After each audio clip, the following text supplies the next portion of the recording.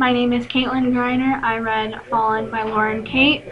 I gave this book a 10.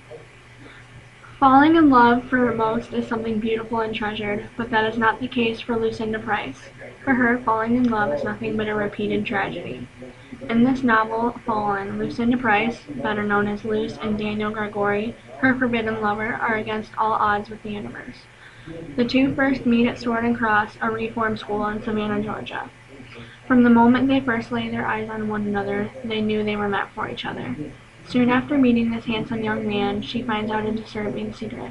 He is an angel, and the forces of good and evil are at war, keeping them apart.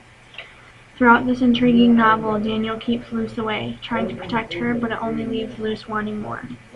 Luce then does everything she can to be with him, and even puts her own life in danger. I think that Luce should keep trying until she never loses him again, because she keeps losing him. While Luce is at Sword and Cross, she meets a boy named Cam.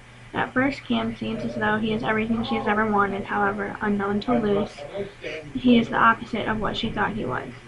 In the beginning of the novel, Cam tries to get Luce to fall in love with him, but for all the wrong reasons. Cam, a dark angel, is fighting on the side of evil in the war against Daniel. When Cam tries to get Luce to fall for him, he is only doing it because she is the only thing that Daniel sees worth fighting for. With her on the side of evil, the dark side would have won the war. Cam changes the most throughout this novel because in the beginning he acts as though he cares for Luce. However, when he realizes she only cares for Daniel, he becomes angry and vengeful. This causes major external and internal conflicts. One major external conflict throughout the novel would be the war against good and evil.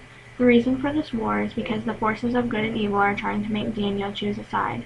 This is significant because evil is trying to take over the good. Evil is doing this because then they will have ultimate power. The only thing that is keeping Daniel from losing to the evil side is Luce. Without Luce, Daniel would have nothing to fight for and therefore would lose. This war has caused Daniel to have many internal conflicts. One of these internal conflicts is that Daniel wonders if he should fight at all or run away with Luce. Throughout the novel, he realizes that he cannot do this because the war will follow him, and so he is at constant battle with himself over and what he should do next. If I were Daniel, I would keep fighting for Luce until the war was over and the good side won. I rated this book a 10 because it kept me interested the whole time and left me wanting more.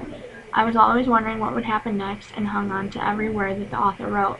I'm surprised that the book ended so suddenly.